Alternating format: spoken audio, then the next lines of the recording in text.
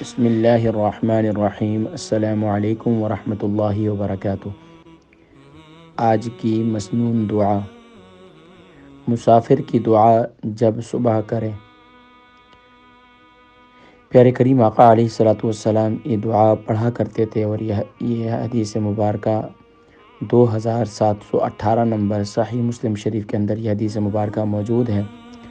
مسافر بھی یہ دعا پڑھ سکتے ہیں۔ مسافر کے لیے خاص اور عام جو ہے، جو بھی صبح کے وقت یہ دعا پڑھے گا، اللہ تبارک و تعالی اس کے لیے نعمتوں کی مزید فراوانی نصیب فرمائیں گے، اور یہاں تک کہ اللہ تبارک و تعالی ہر معاملے میں اس کی مدد فرمائیں گے، اور یہاں تک کہ اللہ تبارک و تعالی اسے جہنم کی آگ سے بھی محفوظ فرمائیں گے۔ تو رمضان مبارک کے آخری عشرے میں بھی اس دعا کو کثرت سے پڑھیں، صبح کے وقت میں 3 دفعہ۔ آئیے اس دعا کی پریکٹس کرتے ہیں۔ بسم اللہ الرحمن الرحیم۔ سمع سامع بحمد اللہ وحسن بلائہ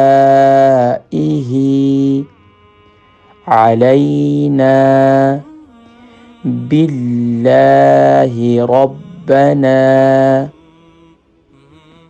صاحبنا وأفضل علينا عائذا من النار۔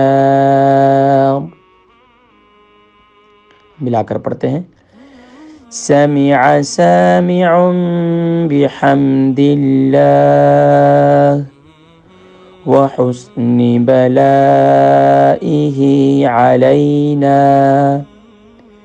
باللہ ربنا صاحبنا وأفضل علينا عائذا من النار۔ ترجمہ۔ سننے والے نے اللہ کی تعریف سنی اور ہم پر اس کی اچھی نعمتوں کو، اے ہمارے رب ہمارا ساتھی بن جا اور ہم پر فضل فرمانا آگ سے اللہ کی پناہ میں آتے ہوئے۔ سبحان اللہ۔ بہت ہی پیاری دعا ہے، صبح کے وقت میں پڑھ لیا کریں۔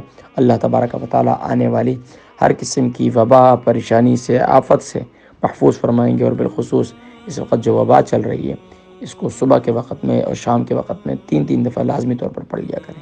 اللہ کریم برکات نصیب فرمائے۔ اور تو آج کل تو ماشاءاللہ رمضان المبارک ہے، سحری کے وقت میں، افطاری کے وقت میں ماشاءاللہ دعائیں ہو رہی ہیں۔